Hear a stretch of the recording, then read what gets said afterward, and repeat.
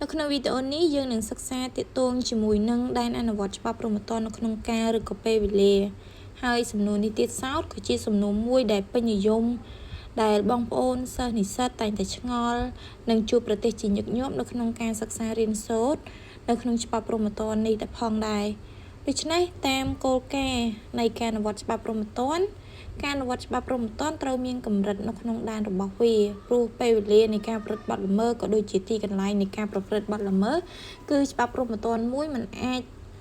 យកមកអនុវត្តចំពោះគ្រប់បទល្មើសទាំងអស់បាននោះទេអញ្ចឹងដែនអនុវត្តច្បាប់ព្រហ្មទណ្ឌនៅក្នុងកាលឬក៏ពេលវេលាគឺផ្អែកទៅតាមគោលការណ៍ចំនួន2គឺទី1គឺគោលការណ៍មិនប្រតិសកម្មនៃច្បាប់ព្រហ្មទណ្ឌដែលធ្ងន់ជាងនិងទី2គឺគោលការណ៍ប្រតិសកម្មនៃច្បាប់ព្រហ្មទណ្ឌដែលស្រាលជាងដូច្នេះខ្ញុំសូមបកស្រាយទៅនឹងគោលការណ៍មិនប្រតិសកម្មនៃច្បាប់ព្រហ្មទណ្ឌដែលធ្ងន់ជាងគោលការណ៍នេះគឺជាគោលការណ៍គ្រឹះនៃនីតិព្រហ្មទណ្ឌហើយជាគោលការណ៍ច្បាប់ព្រហ្មទណ្ឌមានអានុភាពអនុវត្តសម្រាប់តែទៅអនាគតតែប៉ុណ្ណោះมันមានអានុភាពអនុវត្តទៅលើអតីតកាលនោះទេវាមានន័យថាគេមិនអាចយកច្បាប់ព្រហ្មទណ្ឌទៅអនុវត្តចំពោះអំពើដែលកើតឬក៏ព្រឹត្តមុនច្បាប់ចូលជាធម្មាននោះទេជារួមមកបើសិនជាក្រមព្រហ្មទណ្ឌបានចែងពីបទល្មើសណាមួយដែលទណ្ឌកម្មមានលក្ខណៈធ្ងន់ធ្ងរនោះអំពើដែលបានប្រព្រឹត្តអាចត្រូវទទួលទោសបានលុះត្រាតែអំពើនោះកើតនៅក្រោយពេលដែលច្បាប់ព្រហ្មទណ្ឌចូលជាធម្មានផ្ទុយទៅវិញអំពើដែលបានប្រព្រឹត្តមុនច្បាប់ព្រហ្មទណ្ឌចូលជាធម្មានហើយច្បាប់ព្រហ្មទណ្ឌបានចែងពីទោសធ្ងន់នោះគេមិនយកច្បាប់ព្រហ្មទណ្ឌមកអនុវត្តទេចឹងឈានចូលទៅដល់គោលការណ៍មួយទៀតគឺជាគោលការណ៍ប្រតិសកម្មនៃច្បាប់ព្រហ្មទណ្ឌដែលស្រាលជាងគោលការណ៍នេះគឺគេមិនអនុវត្ត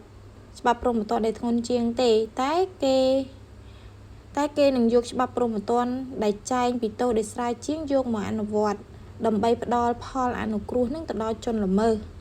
ហើយច្បាប់ព្រហ្មទណ្ឌមួយចំនួនដែលត្រូវយកមកអនុវត្តដោយប្រតិសកម្មមានន័យថាត្រូវអនុវត្តទៅលើអំពើដែលប្រព្រឹត្តមុនច្បាប់នេះចូលជាធម្មានដែលមានដូចជាទី1គឺប្រភេទច្បាប់ព្រហ្មទណ្ឌដែលលុបចោលបទល្មើសនិងទី2គឺប្រភេទច្បាប់ព្រហ្មទណ្ឌដែលកំណត់ទោសស្រាលជាងដូច្នេះខ្ញុំសូមបកស្រាយទៅនឹងប្រភេទច្បាប់ព្រហ្មទណ្ឌដែលលុបចោលបទល្មើសដោយយោងទៅតាមមាត្រា9បទបញ្ញត្តិថ្មីដែលលុបចោលបទល្មើសណាមួយត្រូវយកមកអនុវត្តភ្លាមអំពើដែលប្រព្រឹត្តមុនច្បាប់នេះចូលជាធម្មានមិនអាចត្រូវចោទប្រកាន់ទៀតឡើយ